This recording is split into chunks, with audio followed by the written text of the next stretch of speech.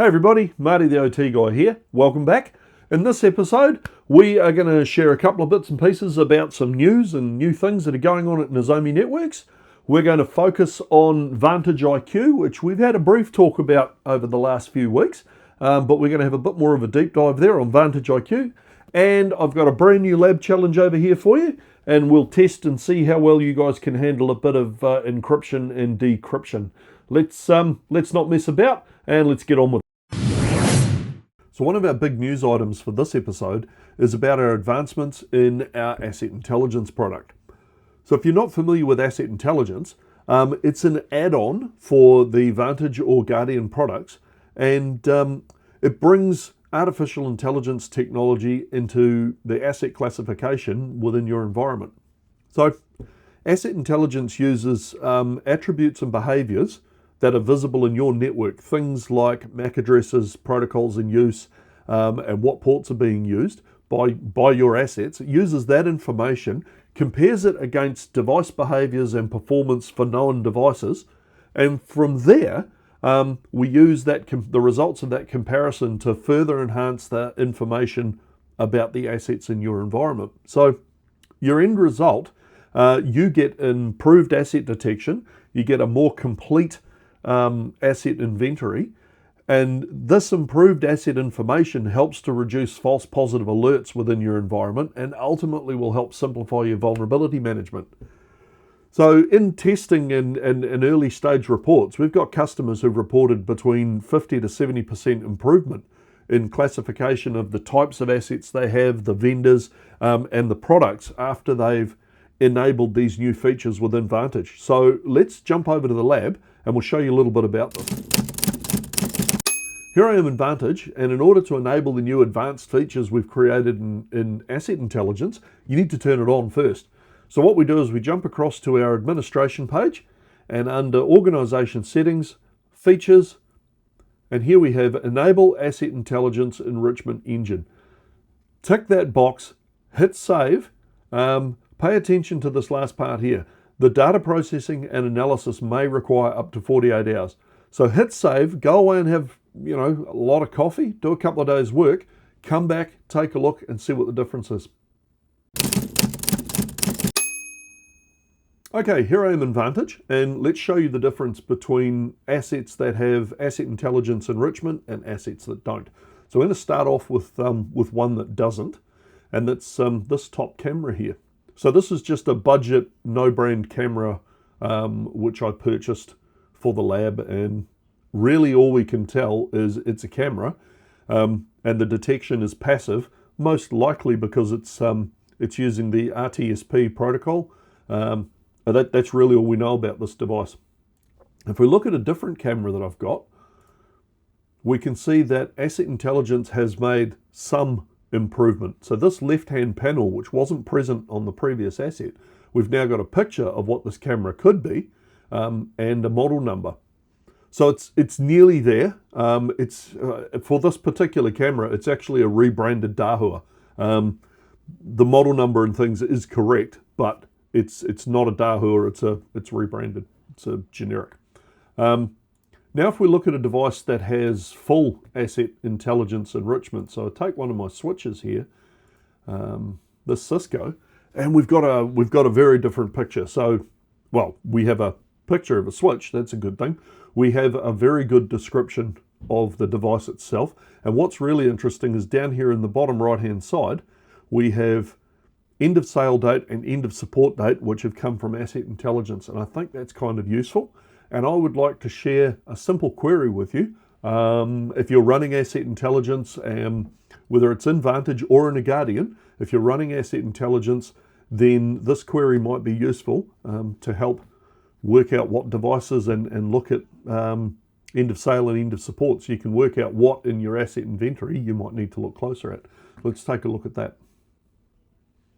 So here I am on my queries page, and we're going to start off looking at the assets table. Then we're going to pipe and say, where is AI enriched? Helps when I can type properly. Equals true. And if we just run that query right now, so I'm going to use Control Enter and just run the query, So these are all the devices in my lab. There's 24 of them where AI enrichment has been applied. So I'm going to expand this query some more, and I'm just going to do a copy paste off screen here. We'll do a copy and we'll paste it into here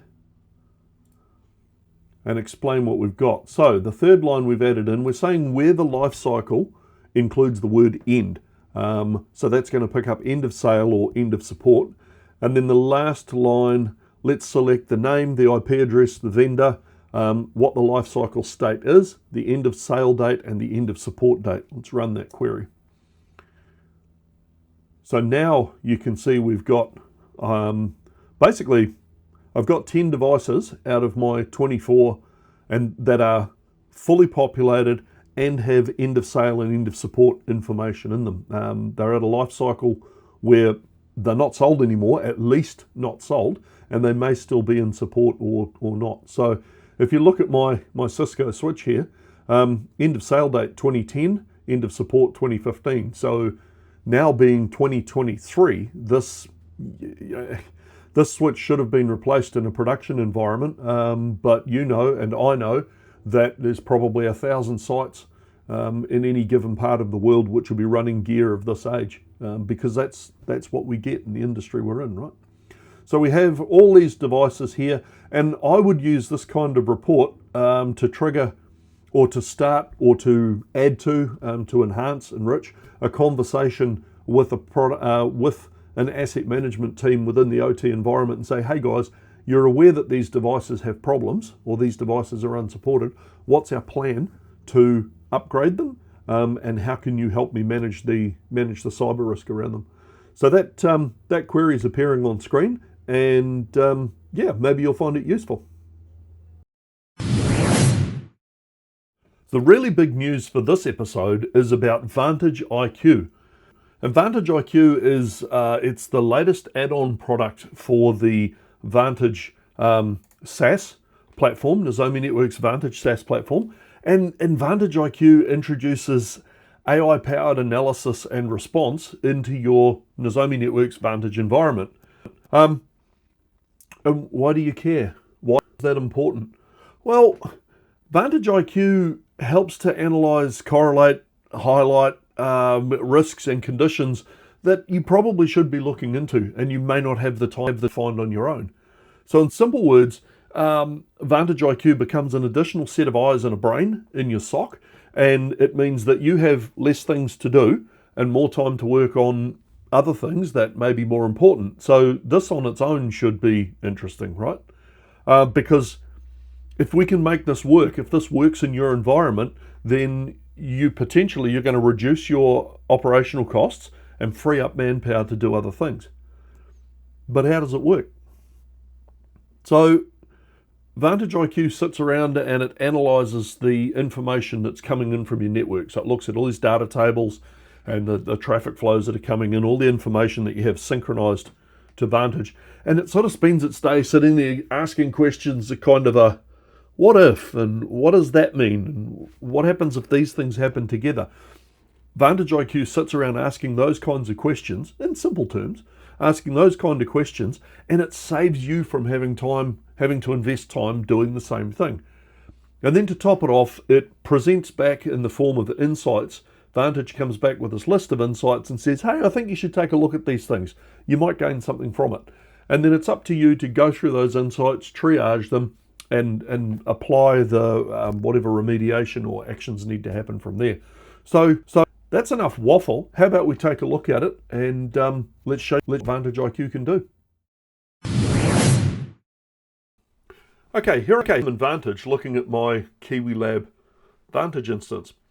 So the first thing you notice on the dashboard, it's different from regular Vantage because we now have the Vantage IQ box at the top here. And every Vantage instance will have this activated. If you subscribe to Vantage, you see what I see here. You'll have a list of insights available to access and work with. If you're not a Vantage subscriber, you'll get the same picture, but some of these insights will be blurred out. You'll be able to click on one or two of them, and it'll give you a teaser of what Vantage IQ could bring to your business, but you won't be able to gain full access. So from here we can shortcut, we can click any of the individual items, or we can just hit show more and go to all of them. So here's all of the insights that are available on my network at the moment. And you know, there's some interesting things going on here. This risky node one's actually quite cool. So I've got a go to results button, and at the right hand side of that there's a little arrow drop down. If you drop the arrow down, you can select go to results, go to chart, or go to query. For now, let's just go to results. So this is really interesting. What I can see here is that this one node, .50.35, which is my lab SCADA PC, keeps trying to reach out to this other node, .20.151. And this is a really good example of the kind of thing that happens out there in the real world. And I used to see this a lot before I joined Nozomi Networks. So what's happening here is on the SCADA piece, the .50.35, there is a communications link configured reaching out to a PLC that I used to have configured on .20.151. And that PLC isn't there anymore. But because the link is still configured in the SCADA machine, every hour, you can see here, they're almost exactly an hour apart, alerts, every hour it tries to reach out and communicate to that PLC that's not there anymore. So this is a perfect example of how a simple configuration, overlook configuration change or something in the OT space can cause a whole lot of noise over here in the security space, and it's really easy to fix. All I need to do is go into my SCADA PC, get rid of that link, and this whole problem will go away. But maybe there's a lot of other things going on in your world all at once, and you don't see this or you overlook it. And this is where Vantage IQ is kind of handy, because it's highlighted this for me and gone, hey, you really should take a look at that. It's making a lot of noise and you should do something about it. It's really easy to see. So that insight popped up and it's shown me this, and this is something I can actually take action upon. And it may, you know, if this wasn't a lab and this was the real world, what it would require is me taking this evidence, this information, going over to my OT team and going, hey guys, can you take a look at this? Is there a reason for this to be happening? We've got two different zones trying to communicate to each other, and maybe that's not something we should be doing. So that's a really simple win. So we'll duck back to IQ here and look at what some of these other insights are. Oh, what do we got? Let's pick one. Pick a random one.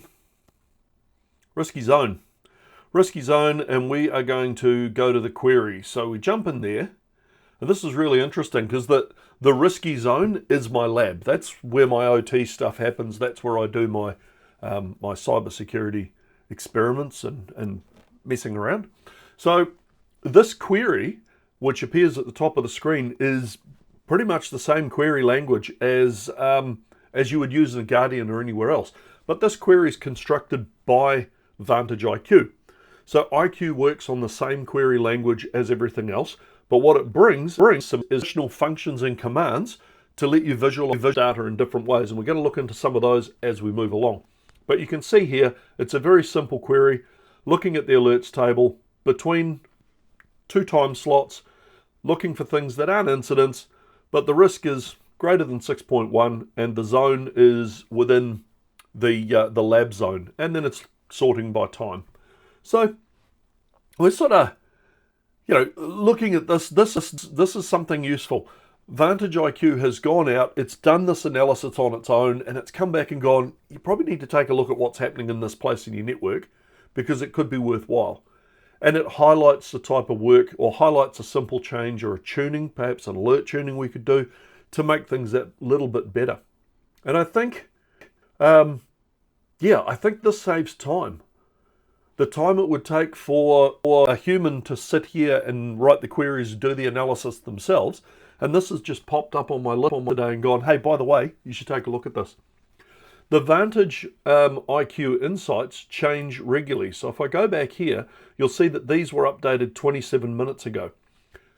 These change regularly, and Vantage is constantly raising different insights. Sometimes it raises the same one over and over again until you do something about it, but it's constantly raising different insights and looking at things in different ways. So it's a really productive way to help you analyze what's going on in your network and take action without needing any more manpower to do it. And with that, I think let's go along and take a look at things a little deeper. So we've had a look at Vantage IQ insights. Let's step across to Vantage IQ answers. You see here at the top right, there are three categories. So we have insights, we have answers, and we have time series.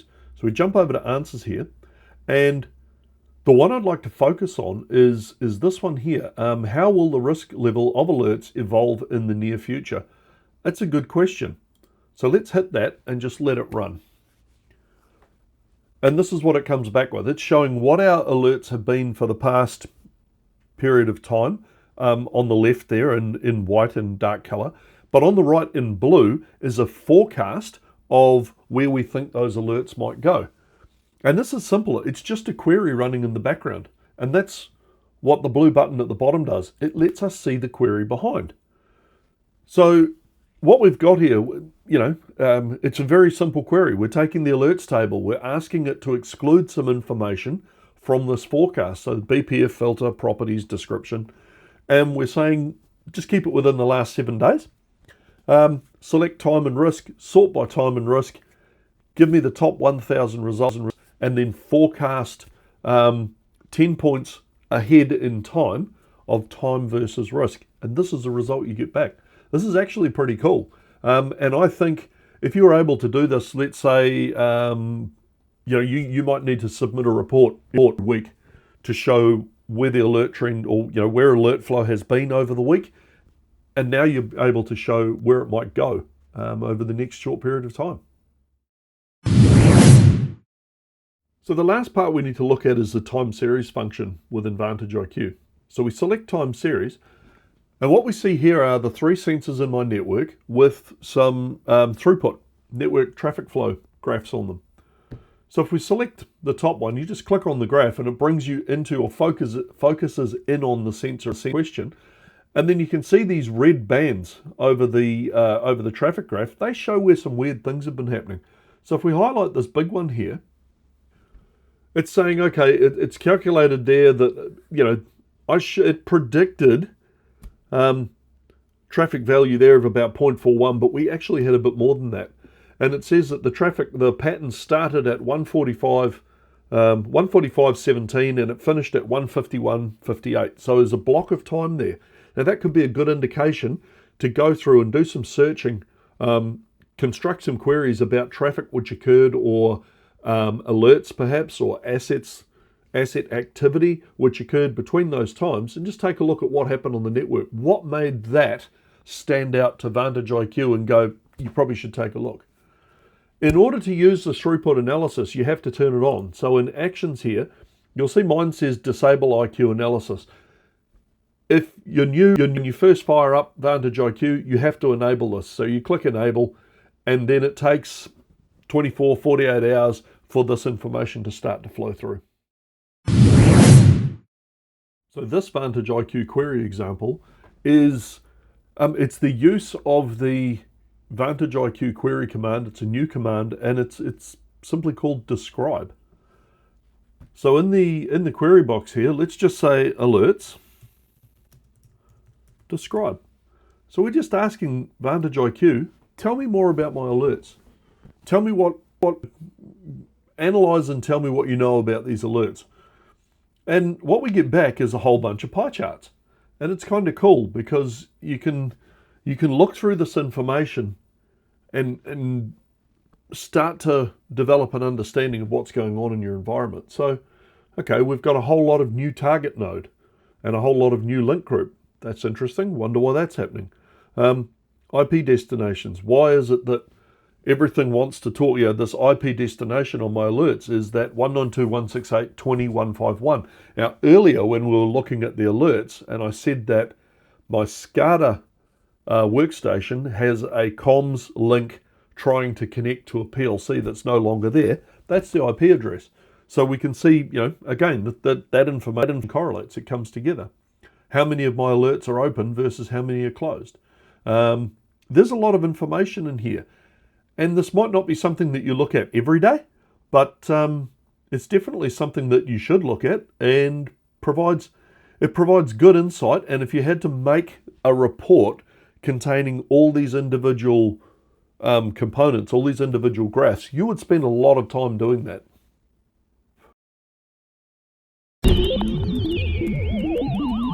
Okay, lab challenge for this episode. So what I've got on the board here is pretty simple by comparison with what we've done in the last couple of lab challenges. So if we just look back, our first electronics lab challenge, we built a simple clock source and a simple binary counter. Those were the two functions of the circuit that we built. Our second challenge, we built a variable frequency oscillator. So between those two things, you've now got a clock source and a way to count through memory locations to retrieve data. So we're building upon that using this circuit, and it's really quite simple. All we've got on the board down here is an Arduino Nano, and I've got a couple of serial EEPROM chips using the I2C or I2C protocol, and I've written a message which has been encrypted and then written into one of the EEPROM chips. And what we're doing is we're reading the EEPROM data using the Arduino, and we're jumping off that onto the oscilloscope. So we're pulling out that serial data as it travels across the wire. The purpose of the demonstration is to show how you can pull memory while it's in transit. And then from there, the challenge this time around is to decode the message that we're pulling out of the memory. All right, so this is a bit of a close-up of the circuit board.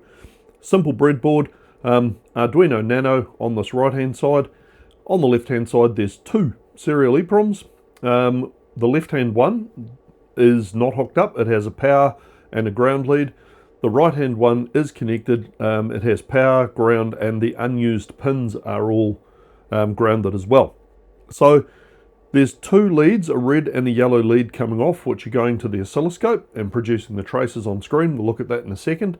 There's a blue lead there that's providing ground for the oscilloscope. In behind these two jumpers are two resistors, which you'll be able to see on the circuit board close-up in the top left corner of the screen. So with the oscilloscope paused, we can see that we've got three traces. We'll start at the bottom and look at the yellow trace.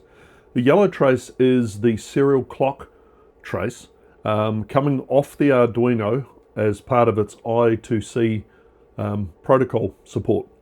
So the clock pulse, you can see it jumps along in sequences of 8, and then there's a low, and then a sequence, and then there's a high.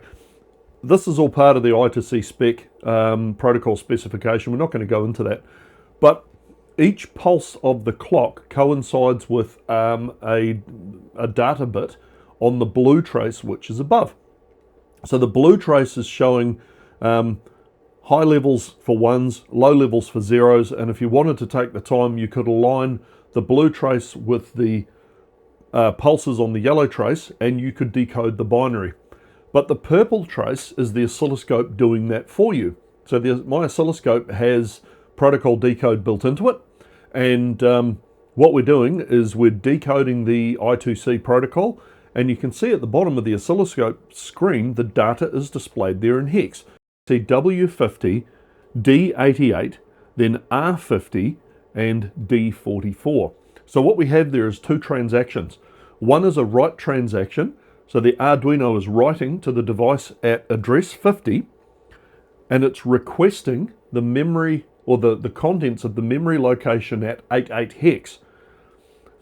The read function, the second part of the message here, the read function is coming back from address 50, the EEPROM, and it's responding back with a data value 44 hex.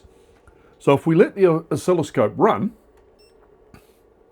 what we see is, and the timing jumps around a little bit, there's not a lot you can do about that, but you can see that for the most part the clock's stable and the data stream is changing.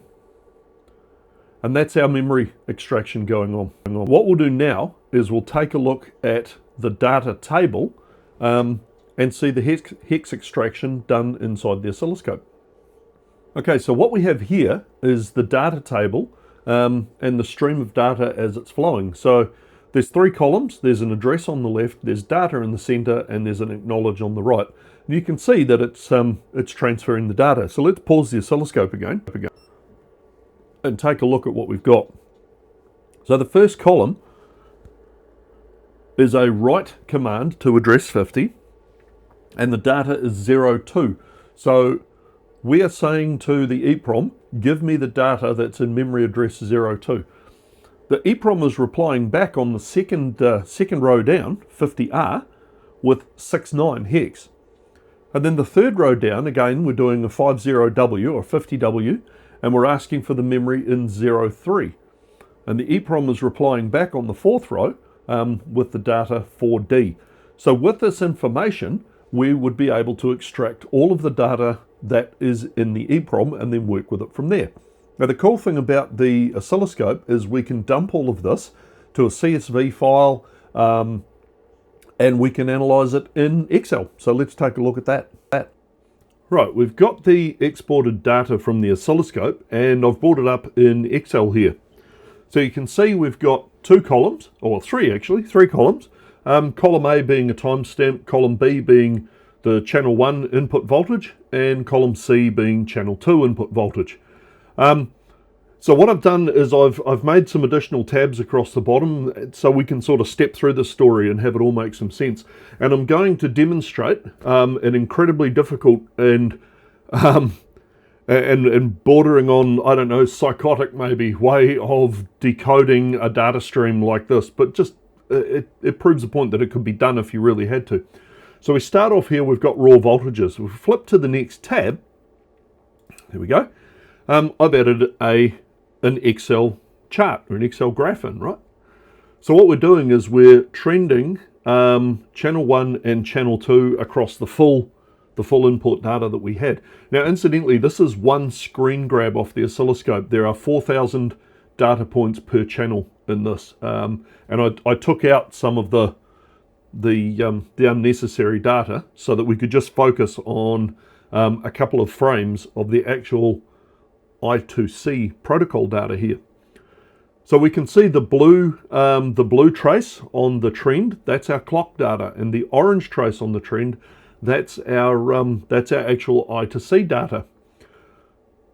So we go a step further and we start breaking up this waveform into its component parts. And you'll see there I've labeled column B is now labeled SCL, so it's the serial clock, and column C is labeled SDA, so it's the serial data. So again, the blue trace is the clock, the orange trace is the data. And on the graph here, I've drawn a red, a blue, and a green box around some parts of this waveform. So the red box indicates 7 bits, or it indicates data. So it's either 7-bit or 8-bit data, depending on what the function of that particular frame is. The light blue box is the function, read or write. If you remember when we were looking at the table on the oscilloscope, we had an address, 50, then we had read or write, and then we had the hex data. The green box is the acknowledge bit, which was the third column on the table on the oscilloscope screen. So we go a step further, and we've sort of gone a bit further with this and used the I2C protocol information. And you can pull out here the first 7 bits after a start bit happens. The first 7 bits of data are the address of the device that we want to communicate with. And then the blue square is read or write. Read or write depends on which direction you're looking at, by the way. It should be the bus controller, the device that's requesting the information. Should be relative to that, I would have thought. So we have 7 bits of red data for an address. We have 1 bit of blue data for a function. We have 1 green change of state to indicate and acknowledge. And then the second part of the frame, we have 8 bits of data. And yeah, looking at it here, and I've color-coded some of it there, we've got 50R, 50 hex, read, and then the next part is 69. So we're asking for the data at memory location 69 hex on device 50 hex. That's how we break down that frame. You can imagine it would be just mind-bending to sit here and try and do this across a whole string of frames. This is only one, we're only looking at 16 bits of data or something here. So to make life easy, the oscilloscope also exports everything straight out of the table, which made it really easy. And you can see I've highlighted here the command in the string that matches that waveform that we were just looking at. 50R, address 6950W coming back from the EEPROM. We have 5A, 5A hex. So that's how we could use the output from the oscilloscope. Now what you would do as a smart man, you would just import this table of hex data and run some Python code against it and extract just what you wanted. And that wouldn't be overly difficult. So yeah, that's what you can do with an oscilloscope that can decode a protocol for you. Okay, so we've seen the circuit, we've seen the breadboard, we've seen the oscilloscope trace, we've pretty much seen everything. So what's the actual challenge? Right, here's my challenge to you. The message that I stored into the EEPROM contains, it tells you what you need to know to win the challenge.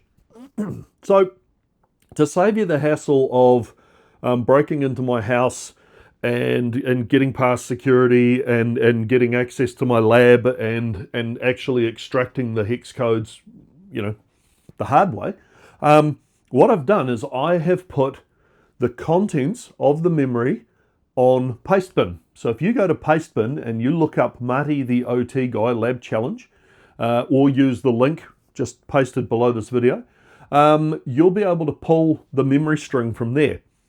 Now, the next part of that is to decrypt that string back into the actual challenge itself.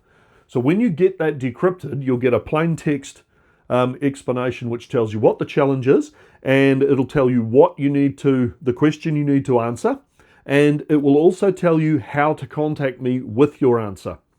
So you get those three things. And I'm going to give you two hints. Hint number one, when you find the name of a restaurant, then you found the decryption key. That's the first hint. And the second hint is, when you get to the end of the challenge, the last step involves Googling and looking up an answer. So you might read the plain text and think you've got the answer there and send it through to me. That will be wrong. It's going to require some Googling before you can send me that final answer. And we'll look forward, like we've done in the past. Let's make it the first 3 people that come up with correct answers will get some prizes. And I look forward to seeing your results. All right, so that brings us to about the end. I hope you found something in here that's useful, and I hope you found it enjoyable. Thanks very much for stopping by. I look forward to seeing your answer for our lab challenge. Let's see if you can find the message. And otherwise, we'll see you on the next one. Stay safe. Take it easy. Bye.